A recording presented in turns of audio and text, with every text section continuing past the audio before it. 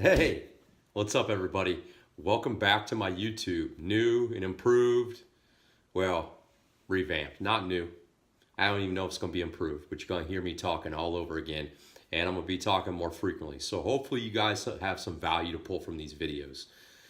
I posed a question on my Instagram, and if you guys aren't following me on Instagram, it's just my name, Bryce Baum. I'm going to put the link to that, or at least the username, in the description of this video. Anyway, I posed the question on my Instagram that was asking, what variables do you guys change in order to get the hypertrophy stimulus? Or when you guys are trying to go for muscle growth, hypertrophy, that term seems to get like overused in the sense of what it means. And I just wanted to see like how many of you guys out there are really thinking about, when I'm doing hypertrophy, I'm going to change these variables in my training, because short term, it may not make a big difference, but long term, over the course of years and years and years, when your body becomes much better at adapting to training stimuluses, when it gets much smarter, when it gets more training age to it, you need to be able to make sure you're a step ahead of pace. So I have my notes here actually, and I wanted to bring these out simply because Coach Kassem Hanson has been a pretty spectacular mentor to myself and a lot of the coaches that were at MI40. And he is doing a camp in Boulder, Colorado right now through the weekend. So make sure you guys are following along on his Instagram as well, which I'm going to put in this description, with his new company that he has made, new business called In1. And he's going to be talking a lot about like training stimuluses. And when I say training stimuluses, I'm talking about neurological training stimuluses, hypertrophy training stimulus, lactic or metabolic training stimulus. Your strength stimulus is tied into the neurological stimulus as well. So if you guys don't understand exactly what I'm talking about here, and that's okay, like seek out his education, because he is the one that gave me a lot of information on this so that I can present it to you in a way that hopefully you guys can understand. Okay, so in my notes here, speaking directly about the hypertrophy stimulus, you have two styles of hypertrophy, and I tricked you guys on this, and it wasn't specific. There's a sarcoplasmic hypertrophy stimulus, there's a myofibrillar hypertrophy stimulus.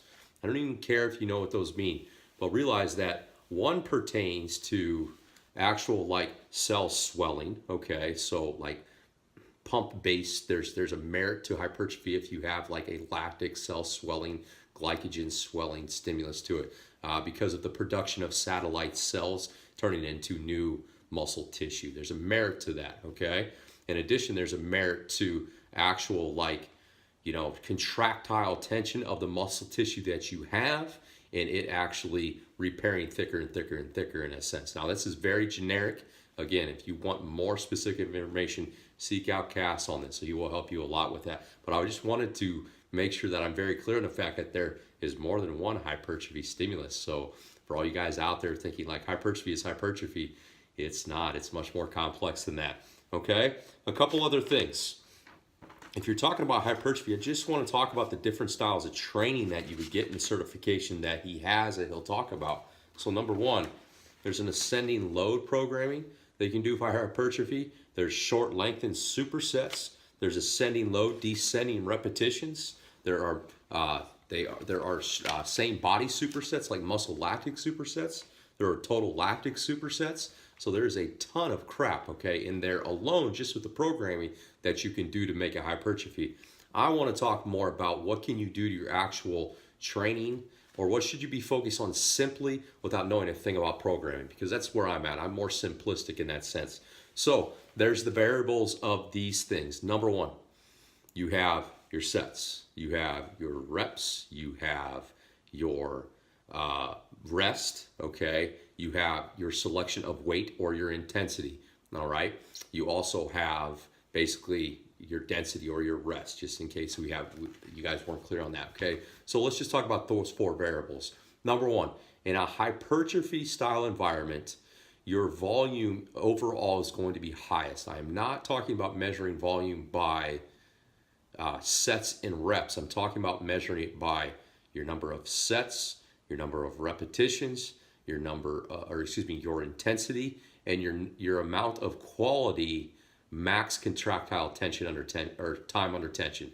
So that is super key. Volume is a measure of the amount of max contractile tension you have,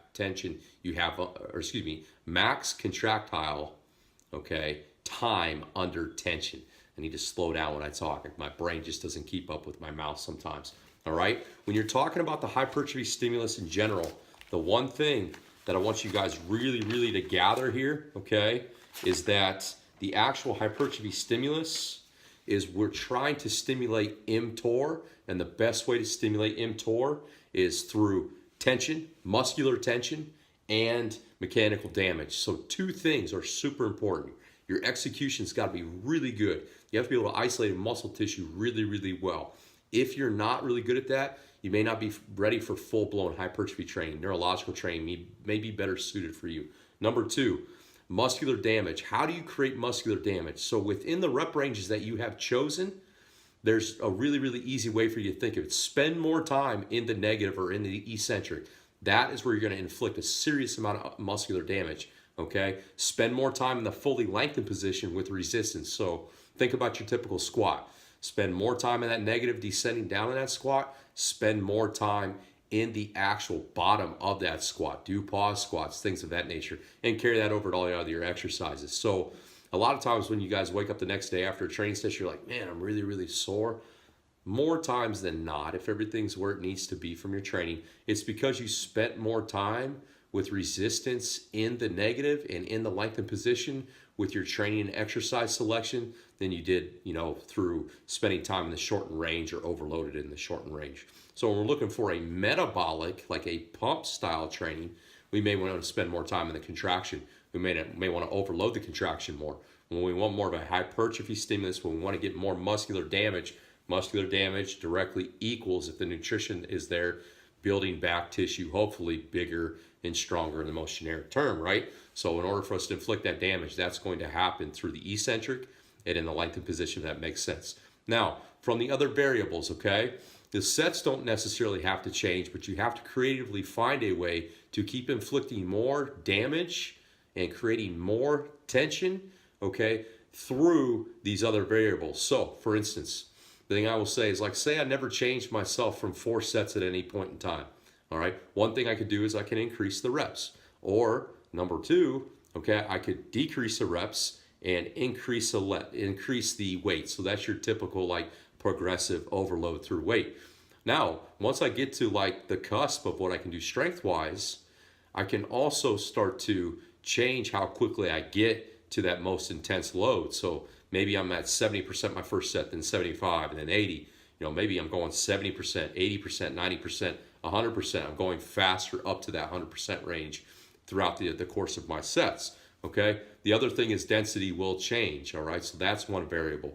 So you will, instead of doing straight sets, which you typically would do like in your baseline hypertrophy or in most of your neurological style training, you now will do supersets, which is why I said at the beginning there's a lot of supersets, like your short lengthened superset, say body bar, muscle lactic superset, things like that. Okay. The other thing that I like to include is finding ways for myself to stay at a high intensity for longer within the set without losing execution. So that's when I like to utilize simply like the drop set is pretty good. Okay. The Japanese drop set, if you guys don't know what that is, look it up on YouTube. It's all over the place. It's basically like 25 repetitions where you're stripping weight but not stopping at any point in time. And the last one is the rest pause set. I like to throw those in rather than adding like 4 sets to 5 sets to 6 sets to 7 sets over the course of the program. Because what you're going to find is you're going to have a threshold for how much oxidative stress, which is the stress that you get from muscular damage. You're going to have a threshold for how much that you can take of that you can take over time. For me personally, for the clients I work with, in conjunction with the actual diet that I put myself and them on, I don't really see it beneficial for you having a ton of volume within the workout. The goal of the workout for you should always be to attain whatever the stimulus goal is and be done. Don't do excess just for the sake of being a champion or being beast or whatever that crap is. Our goal is aesthetics, right? So if my goal is aesthetics to grow muscle tissue, I'm going to do just enough so that I'm not winning just this workout. I'm winning today's workout, tomorrow's workout, and so on and so forth. Okay, so keep that in mind. Now, I know I'm rambling on this, but this is important because these are the things that you have to think about going in your training session. The take-home point as I wrap up here, because we could go on and on about this for an hour, is that when you're talking about the hypertrophy stimulus, you have two styles of hypertrophy. You have a strength-ish style of hypertrophy. You have a pump-ish style of hypertrophy. Both of those are valid, within the same session. If possible, or doesn't have to happen, but that's okay. Separate is okay. The second thing is hypertrophy stimulus directly correlates to muscular damage. So spend more time in your negatives, spend more time in the length and position overloaded there. The last thing is, in order for you to have the best amount of progress in hypertrophy training, your execution, guys, your execution has got to be there. Now, it doesn't have to be perfect, but you need to be mindful of the working muscle you're actually using at that time, and you need to get the most out of it. Every single rep, every single set at 100% contractile intensity, okay? So 1 rep, I squeeze at a 10 out of 10. Second rep, 10 out of 10. Third rep at a 10 out of 10. And I'm not afraid of failing at any point in time because of my intensity being so high. So this is really like, the balls to the wall, like have some gut style of training. So if you really want to grow in this hypertrophy training, take in these variables and have some serious intensity to it. Okay, I hope this video was helpful. All right, if you guys like this shirt, I'm also going to put this deadlifts and donuts link in here. My friend Josh Vogel gave this to me. It's super, super comfortable. All right, I hope that you guys pulled some value from this. I'm going to continue to be more frequent with the actual informational footage that I'm putting up for all you guys. So if you have suggestions, put them in the comments. If you have questions, put them in the comments, and be sure to follow me on social media because I'm active on that every day.